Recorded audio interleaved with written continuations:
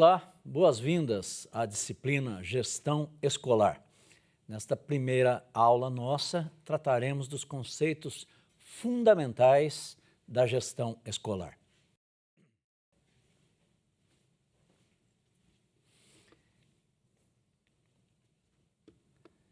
O objetivo geral dessa disciplina é analisar o papel do gestor escolar.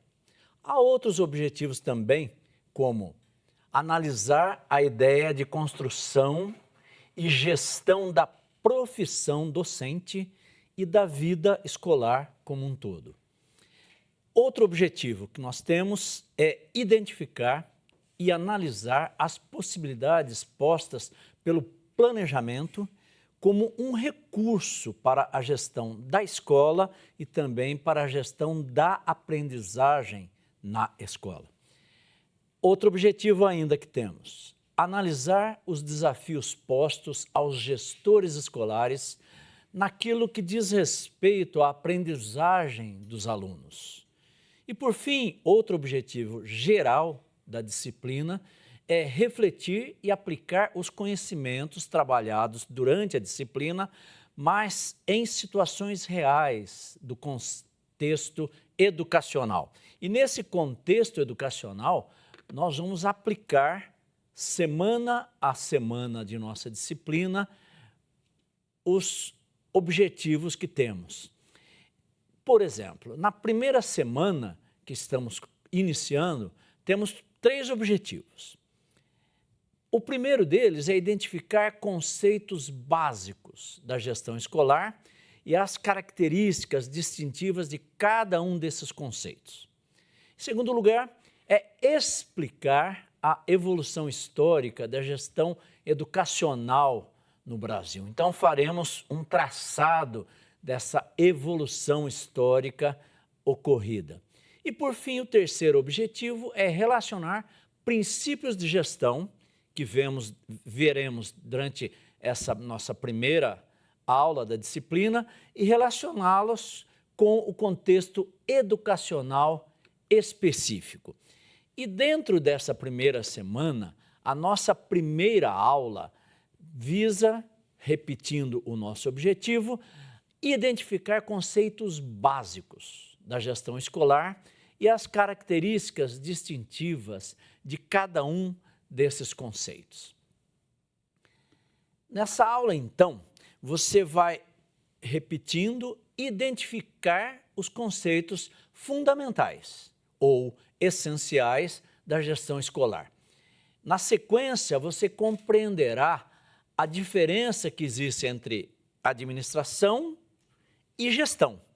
E há uma evolução histórica que nós vamos percorrer juntos.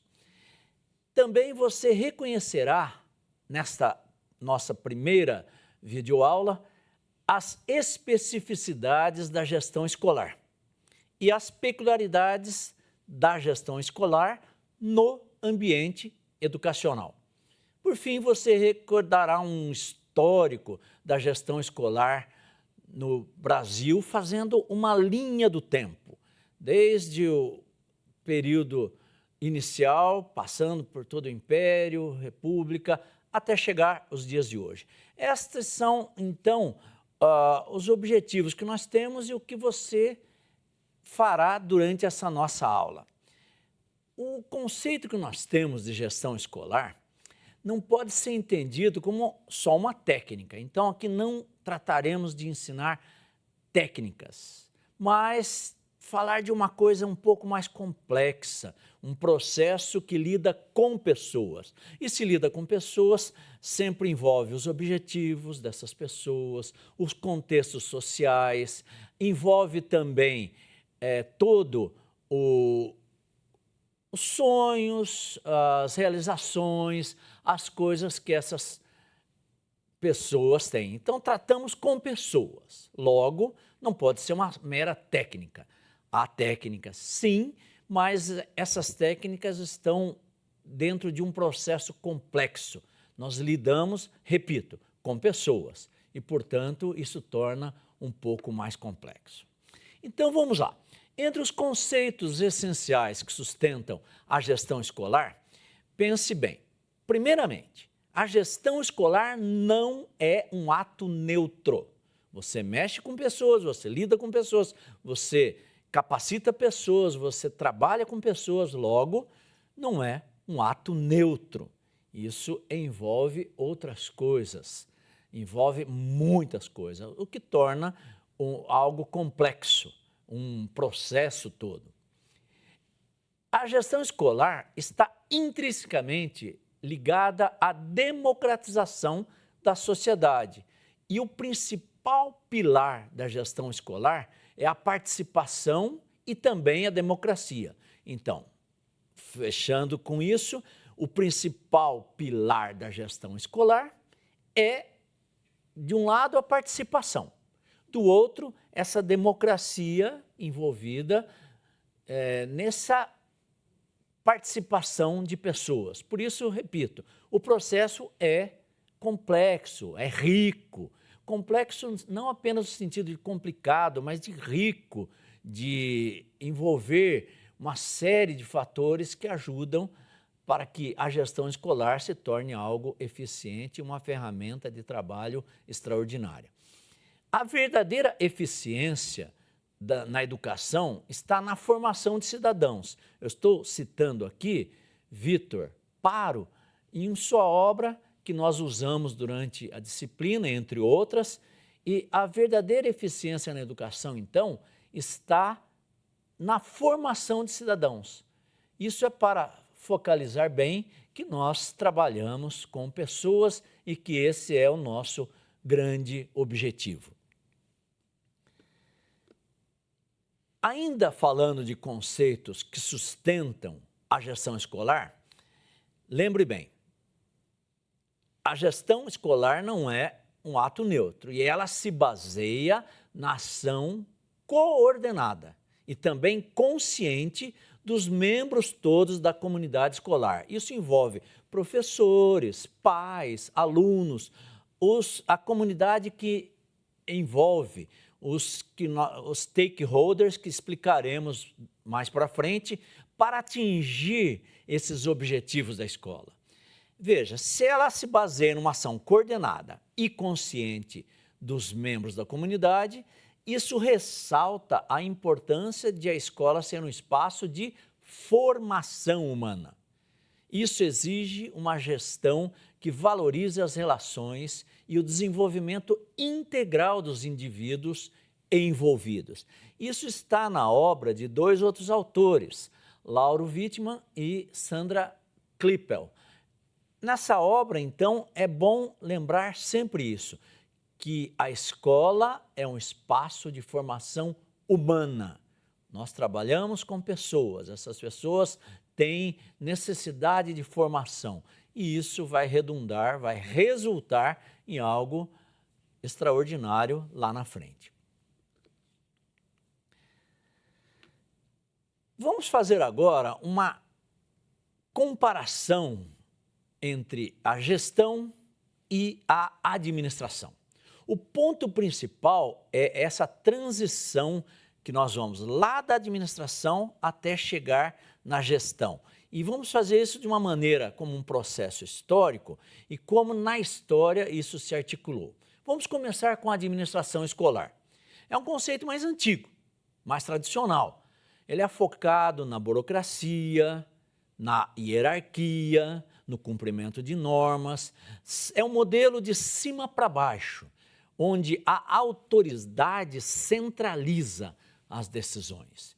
Isso é importante para nós entendermos como a administração vai evoluindo para a palavra que usamos hoje, gestão. A gestão educacional, então, é um conceito mais moderno e dinâmico. Partiu lá de administração e chegou no conceito que nós temos hoje de gestão. E no caso da nossa disciplina, vamos trabalhar com gestão educacional. Isso engloba a liderança, a participação da comunidade, a articulação de diferentes interesses e o foco em resultados pedagógicos. O gestor, então, não é apenas um administrador, mas ela é um líder que articula o trabalho de todos. Outra frase que nós vamos citar aqui, de Santos, um texto lá de 2024, ele diz que a administração é o como fazer, a gestão é o porquê, o para que fazer. Isso com a participação de todos. Então, veja lá, nós temos a palavra administração, ela evolui para gestão e nessa gestão nós, repetindo, na administração tratávamos de como fazer. Aqui, o porquê fazer, para que fazer. Essa é a expressão da gestão que você precisa gravar bem, entender bem, compreender bem para aplicar bem na ocasião oportuna.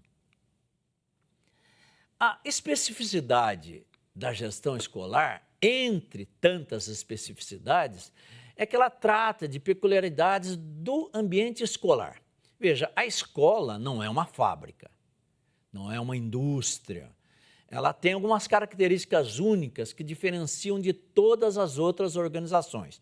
Porém, nós vamos pegar da experiência que a administração tem em outros setores, trazer para o ambiente educacional, aplicar isso da maneira adequada e aí no ambiente educacional nós temos especificidades então. Veja, o produto da escola não é como uma indústria automotiva seria produzir um automóvel. Nós na escola produzimos pessoas, nós formamos, a expressão melhor é formamos pessoas. Então, o foco é formação humana e não produção, como quase eu acabei de dizer aqui. Veja, esse é o grande diferencial. O produto da escola é a formação humana. A escola não produz objeto, ela produz conhecimento, produz cidadania. Isso significa que a gestão precisa ser flexível, precisa ser adaptável às necessidades humanas. Nós vamos valorizar as relações interpessoais, o processo de ensino-aprendizagem que envolve isso e não apenas aquela eficiência técnica. Medimos o produto da escola pela formação humana e não por outra característica como de um produto que uma indústria, uma fábrica se preocuparia. Outra especificidade, nós vamos falar também de cultura, é um conceito, e clima organizacional. São duas coisas diferentes. Um é a cultura, o outro é o clima organizacional, que nós explicaremos numa ocasião melhor. A escola possui, então, por um lado, uma cultura própria. Tem seus valores, tem seus rituais, tem suas normas, sejam elas escritas ou não. E a peculiaridade aqui é que essa cultura impacta diretamente no processo pedagógico. Exemplo, uma escola tem uma cultura de colaboração entre todos os professores e aí tende a ter um ensino mais integrado. O gestor precisa entender e saber influenciar essa cultura para o bem e para aquela escola atuar de maneira mais eficiente. Agora vamos lá. Partindo disso, nós vamos agora traçar o histórico da gestão escolar no Brasil. São 4 fases que nós vamos tentar entender desde quando começou o processo para você compreender melhor como se deu essa transição lá da administração para o conceito de gestão. Vamos lá para a fase 1. A primeira fase é um modelo tradicional, é um modelo burocrático que vem desde o período imperial e vem até o século XX, meados ali do século XX. Qual era o modelo de gestão daquela fase 1, daquele modelo tradicional e burocrático onde tudo começou? A administração escolar clássica tinha um foco na burocracia, no cumprimento de normas, e a autoridade era centralizada na figura do diretor. Ele seguia ordens de instâncias superiores e passava isso. A gestão desse diretor era autoritária, tinha pouca ou, às vezes, nenhuma participação da comunidade. E o papel do diretor era fiscalizar, garantir a disciplina, garantir a ordem. Esse era o papel burocrático nesse modelo tradicional que o diretor exercia. Ainda nessa fase 1, nós temos uma peculiaridade chave. O produto da escola é a formação humana. A escola não produz um objeto, ela produz conhecimento e cidadania. Isso significa que a gestão precisa ser flexível, precisa ser adaptável às necessidades humanas, precisa valorizar as relações interpessoais e o processo de ensino-aprendizagem, não apenas aquela eficiência técnica. E a ausência de legislação específica, característica dessa fase 1, é que a gestão escolar não era um tema legislado, não tinha leis claras, havia poucas normas que estavam em regulamentos internos e visavam mais a organização, a disciplina. Não tinha uma legislação geral que funcionasse para todo o país, para todas as escolas. Esse era um modelo tradicional e burocrático da fase 1. Vamos lá. Na segunda fase, nós vamos desde as décadas de 1960 até a década de 1980, é um período de transição daquele modelo 1, burocrático, tradicional. Agora vamos para um modelo de transição, de contestação. E esse modelo novo de transição ou de contestação e decontestação marca o início do debate sobre a participação. Ela foi influenciada pelas teorias da educação nova e também pela pedagogia crítica que caracterizou-se a partir de Paulo Freire. A ideia de que a educação deveria ser democrática, deveria ser participativa, e isso começou a ganhar força. As primeiras experiências participativas em algumas escolas começaram a surgir com iniciativas de gestão mais colaborativa, ainda que de forma incipiente, de forma não oficial, um pouco de ensaio e erro, mas nós vimos naquelas primeiras experiências participativas em algumas escolas que nesse período de transição e de contestação nós temos já legislação clara, temos políticas públicas e a primeira nossa LDB, ou Lei de Diretrizes e Bases, foi lá de 1961. Em 1971 também tivemos outra, mas essa primeira, embora não abordasse a gestão democrática diretamente, eram leis que já começaram a dar uma autonomia limitada para as escolas e abriam espaço para futuros debates, isso ocorreu mesmo. Então, caracterizamos como um período de transição, em que, de um período onde não havia legislação clara, agora começamos a ter LDBs.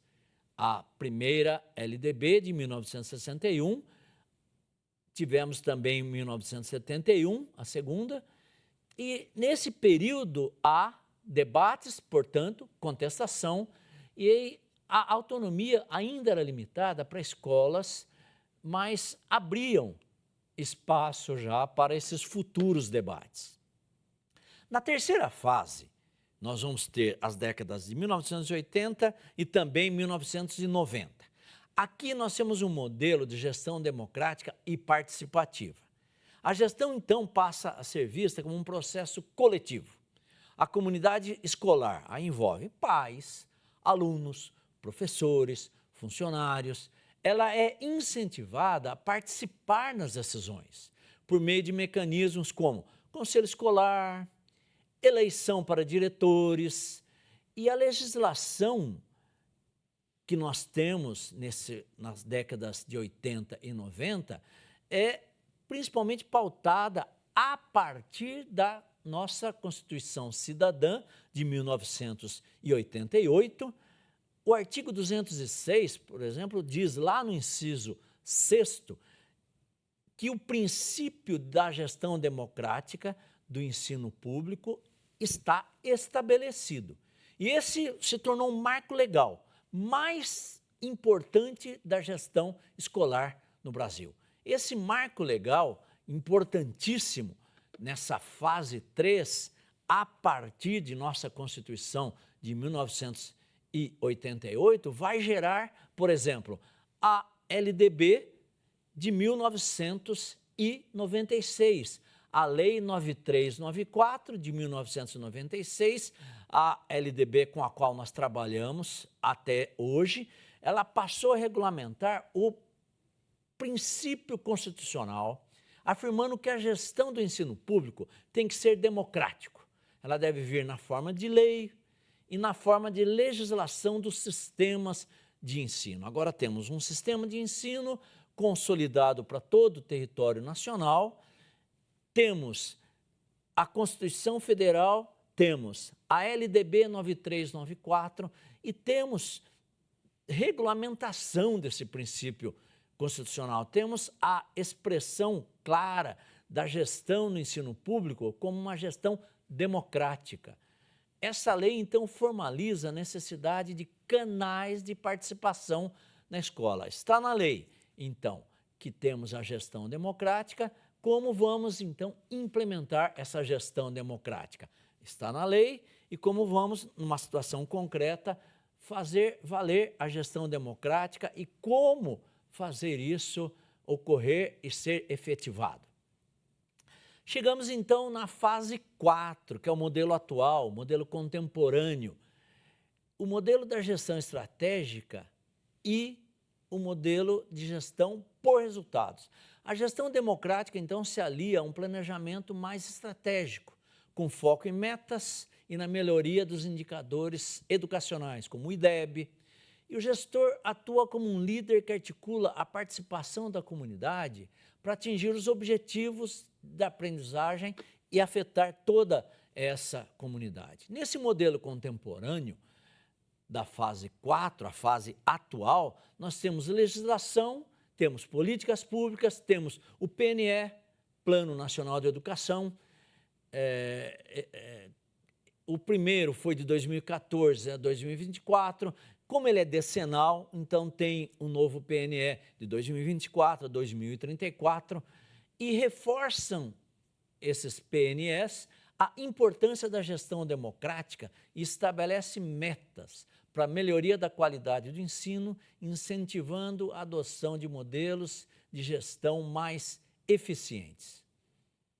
Resumindo, nessa aula você identificou os conceitos fundamentais de gestão escolar, compreendeu a diferença entre gestão e administração e a evolução histórica que nós tivemos no Brasil.